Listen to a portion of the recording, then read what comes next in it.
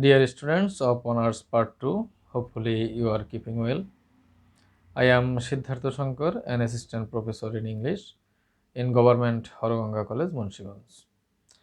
Dear students, from your course, I have already discussed on some topics from Introduction to Drama.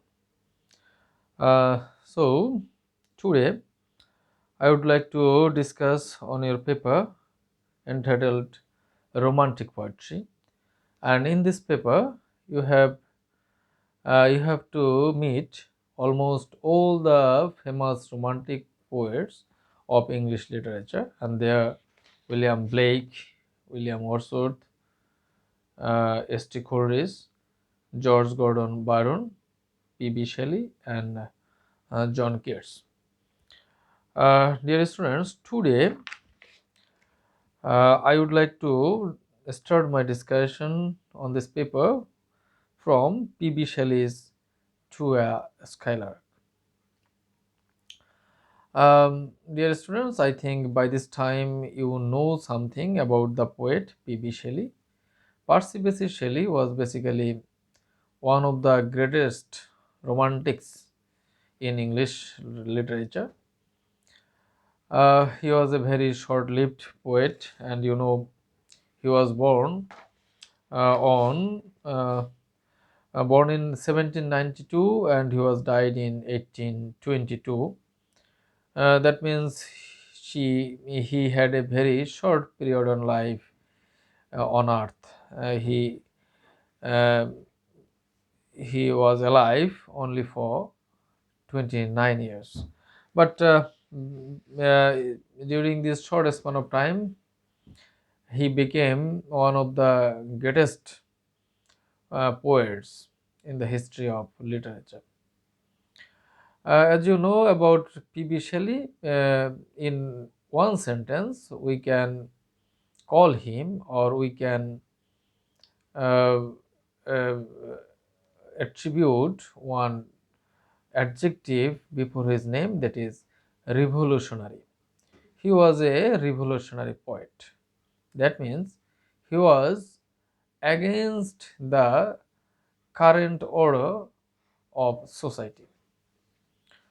Uh, Dear students, uh, in your first year you had one poem of Percy Bysshe Shelley, that is Ode to the West Wind.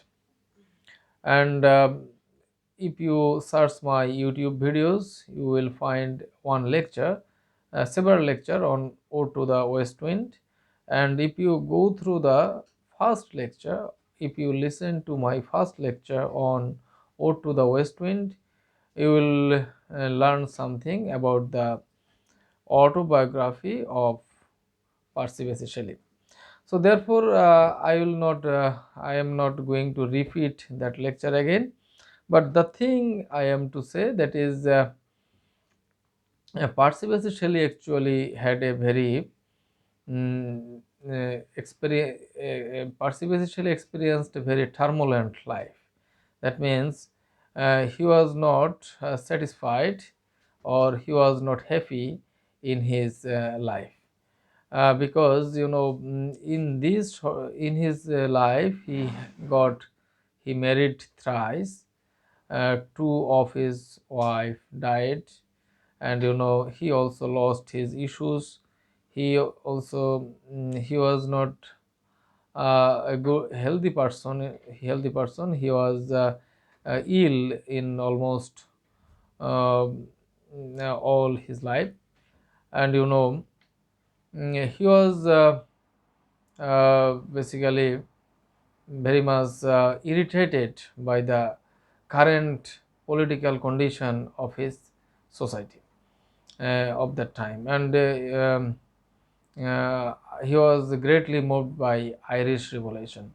Therefore, he was not happy at all in his life.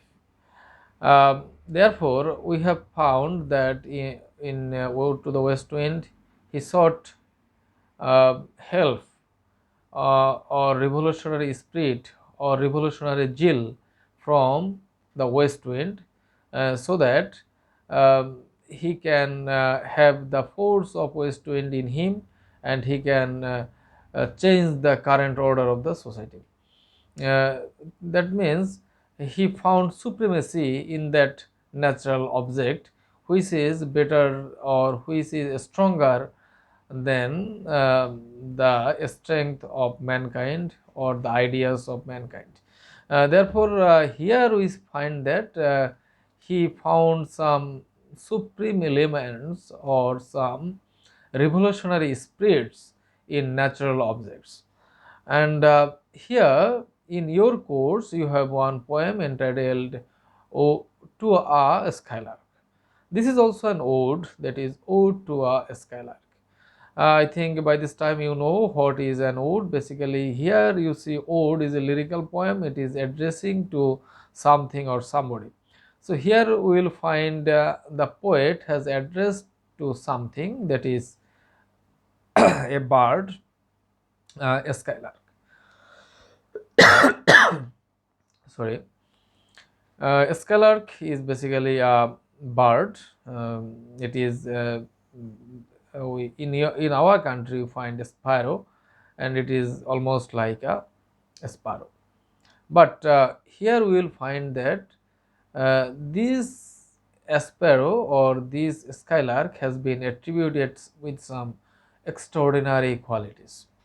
Here, this bird is a joyous spirit or joyful spirit, uh, and this joy or this type of ecstasy, human human being can't imagine. Human being can't imagine or can't enjoy such ecstasy as the skylark enjoys. Therefore, uh, this is a bird which is considered a supreme thing, which is considered as a supreme thing, and which is from this bird human being can learn a lot. Human being can learn how to enjoy the life, or from this bird or from this spirit human being can get the idea of leading happy life. Or if human being can share the joy or the happiness of this bird, they can live a happy life.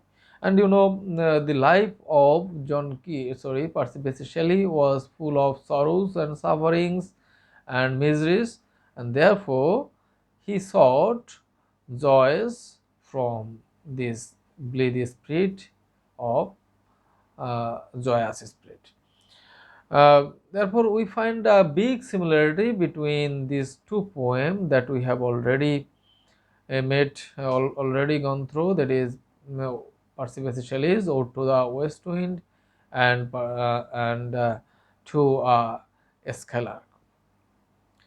Uh, that is mm, Percy Bysshe Shelley, uh, as I have said already, that is revolutionary. He nourished revolutionary spirit, and he wanted to have a change in the society where the people can live a free life, which is free from autocracy, which is free from anxiety, both in family environment and political environment, or in that social environment. Therefore, uh, as a romantic poet, applying his imaginary spirit, uh, Percy Bysshe Shelley has attributed the quality of joyousness in the simple bird to named the skylark. So, in this poem, the skylark is not a simple type of bird; rather, it is considered as a spirit. It is considered as a spirit which is come from heaven. This spirit basically comes from heaven. and this is uh, the all the best qualities has been attributed to it, and the poet has compares it with all the things which are the best. He has used a lot of similes and metaphor to uphold the quality of this bird named Skylark. So, dear students, today I have tried to make you understand about the poet and something about the poem, and in my later classes I will go to the text of the poem. So, stay safe and sound. Thank you for watching.